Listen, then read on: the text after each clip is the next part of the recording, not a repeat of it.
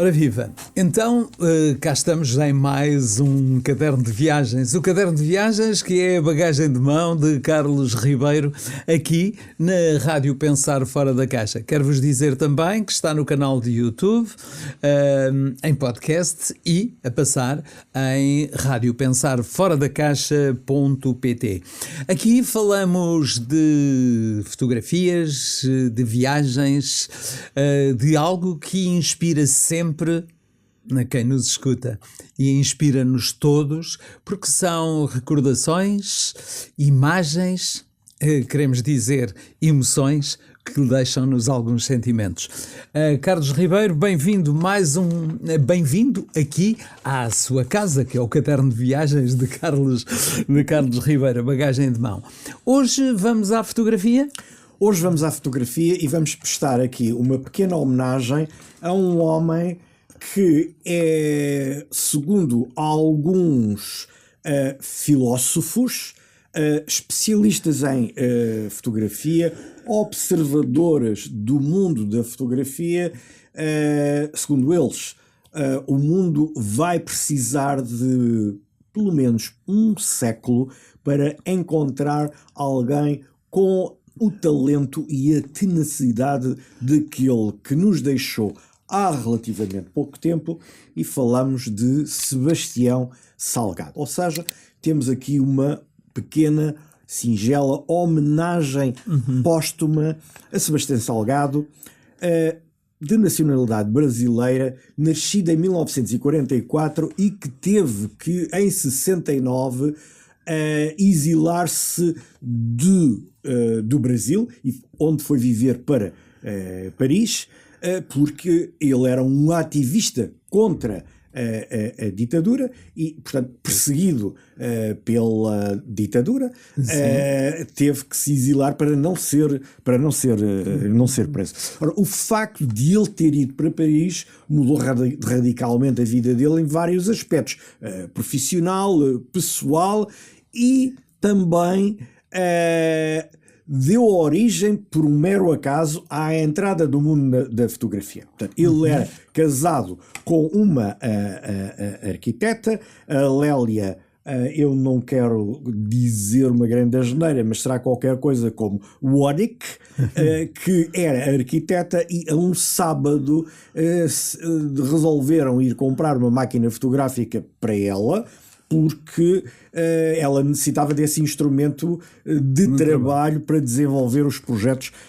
dela. Ora, acontece que ele começou, entre aspas, brincar com a máquina fotográfica, e ao explorar a máquina e a potencialidade que a máquina tinha, de repente ele descobriu a fotografia. Então ele só veio a descobrir a fotografia depois de descobrir também a arquiteta. Sim, é um facto. Depois de descobrir a arquiteta. Portanto, foi juntar, digamos que, vários úteis a vários agradáveis. Ora, ele estava a trabalhar para a Organização Mundial do Café, que está ligada ao Banco Mundial, e eu agora estou, obviamente, temos um tempo limitado, portanto não vou ser exaustivo, e o que acontece é que ele começa a ser um fotógrafo freelancer. E como fotógrafo freelancer, ele fotografou o 25 de Abril, que é uma coisa muito pouco conhecida. Ele fotografou nos Estados Unidos o atentado contra o Reagan, que também é um aspecto pouco falado na carreira dele. Ele trabalhou com uma das melhores agências de fotografia do mundo, onde está a fina flor dos grandes repórteres, que é a Magnum.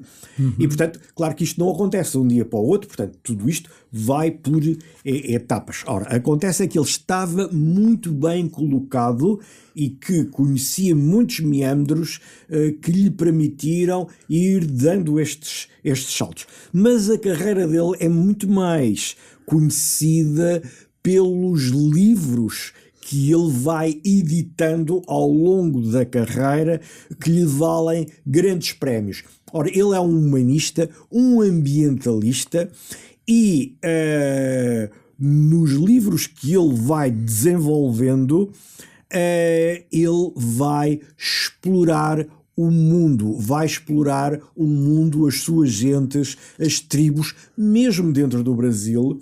Ele faz um trabalho sobre uma mina de ouro que existe a céu aberto, em que os mineiros trabalham quase num regime de escravatura, portanto não há condições de higiene, de segurança, de trabalho, é quase quem salve-se quem puder. Ele tem uma particularidade, porque ele só fotografa a preto e branco, não é? Ah, é? Tal e qual. Só fotografava com máquinas Leica, portanto para ele tinha que ser um Rolls Royce para ele conseguir obter os melhores resultados, mas não é a máquina que fotografa, o que fotografa é a sensibilidade dele, o olho dele. Inclusive a Cordoaria Nacional em Lisboa fez uma exposição de um dos trabalhos dele, salvo erro foi o Genesis, eu não tenho agora a certeza, com fotos de grande formato, e que foi um êxito tremendo em termos do número de pessoas que visitou a exposição. Ele publicou 12 livros, ganhou 18 prémios. Prémios esses que lhe foram dados por várias entidades de vários países, portanto a nível mundial. E eventualmente o livro Êxodos terá sido o seu livro mais bem sucedido, ou seja, aquele que criou mais impacto junto do público pelo seu conteúdo. Portanto, Êxodos, no fundo, tem a ver com ele ter fotografado locais do mundo em que as pessoas tinham que se deslocar por razões de pressão sobre o ambiente, ou seja, os locais onde viviam deixaram de sustentar as comunidades, portanto havia que mudar de local, havia que ir à procura de um sítio que fosse mais amigável para as pessoas se poderem instalar, e então estamos a falar de comunidades pobres, de tribos, que ele fotografou muito na Amazónia, mas não estamos a fotografar, não estamos a falar só da Amazónia. Para termos uma ideia, alguns dos livros demoraram mais de 5 anos a fazer. Okay? Mais de 5 anos a fazer. Basicamente, Sebastião Salgado editou livros de fotografia só de fotografia, que têm um texto introdutório escrito por ele, ou às vezes há textos que ele pediu a alguém que fizesse também uma introdução. É normal, portanto, quer num livro que não é de fotografia, de texto, de poesia, do que quer que seja, alguém fazer uma introdução, e neste caso, em alguns casos, ele também. É preciso não esquecer que ele lutava contra as injustiças sociais, a exploração das crianças, a violação da dignidade humana. Portanto, estas eram as grandes causas. Pode-se colocar uma questão, mas afinal, como é que este homem conseguia sobreviver da sua fotografia e da publicação dos seus livros? Bem, a bem da verdade, tem que se dizer que as ligações que ele tinha com o Banco Mundial, através do facto de ter trabalhado na Organização Mundial do Café, que é um organismo que regula em vários aspectos a exploração do café, ele teve apoios, patrocínios. Claro. Okay? E já falámos aqui de vários fotógrafos que só conseguiram fazer o que fizeram porque na realidade tinham um suporte financeiro, claro. Suporte esse que lhes permitia a estabilidade essencial para depois poderem desenvolver o seu trabalho. Ora, o Sebastião Salgado beneficiou disso, mas beneficiou pelo seu talento. Portanto, ninguém lhe deu nada porque sim. Não é? Portanto, ele conquistou, melhor dizendo, ele conquistou esse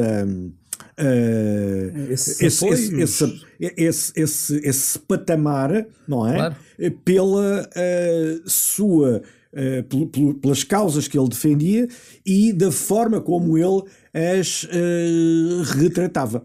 Claro. É preciso referir aqui um outro aspecto. Ele, na zona onde ele vivia no Brasil, fruto do corte das árvores e da vegetação, o que era uma floresta exuberante transformou-se num terreno inóspito. E ele investiu uma parte significativa do seu dinheiro, da sua capacidade financeira, a reflorestar toda esta zona, que na realidade ao ser reflorestada rejuvenesceu. Claro, claro. Rejuvenesceu e era um projeto muito pessoal dele, muito acarinhado por ele. Portanto, fica aqui a nossa sugestão para os nossos ouvintes procurarem os livros do Sebastião Salgado, porque estão à venda nas melhores livrarias. São livros coffee table, portanto são livros grandes, de capa rija, e viajarem através daquelas imagens por um mundo que em alguns casos deixou de existir, infelizmente deixou de existir, assim como para o mundo, infelizmente, aos 81 anos também o Sebastião Salgado deixou de existir. Mas deixou uma marca para todos nós, e a oportunidade de viajarmos na lente. Sim. Na lente. Deixou uma marca e deixou um exemplo. Não é? Deixou uma marca e deixou um exemplo. Numa altura em que tanto se fala no ambiente, tanto se diz que o planeta está doente, em que é necessário repensar a forma como nós usamos o planeta, mais que o planeta já não consegue produzir tudo aquilo que a humanidade necessita e, portanto, já estamos numa escala negativa. Observar, estudar, eu diria estudar o trabalho do Sebastião Salgado permite ter uma noção ainda mais clara deste fenómeno. E assim estamos a chegar, a nossa viagem fotográfica de imagem está a chegar ao fim. Ficou aqui mais um mapa aberto a histórias, e estas histórias que estão na fotografia e na própria imagem. Por falar em imagem, recordo-vos que este caderno de viagens está também no canal de YouTube, por isso pode rever e partilhar. Imagino que alguém que conhece, que gosta de fotografia, partilhe este caderno de viagens, porque vai naturalmente deixar-lhe algum gosto e algum entusiasmo. Por isso o caderno de viagens despede-se, prometendo regressar com novas rotas, novas fotografias ou retratos, quem sabe, é claro, e com a habitual organização desta bagagem de mão de Carlos Ribeiro. Voltamos-nos a encontrar brevemente e até lá. Olha, boas fotografias!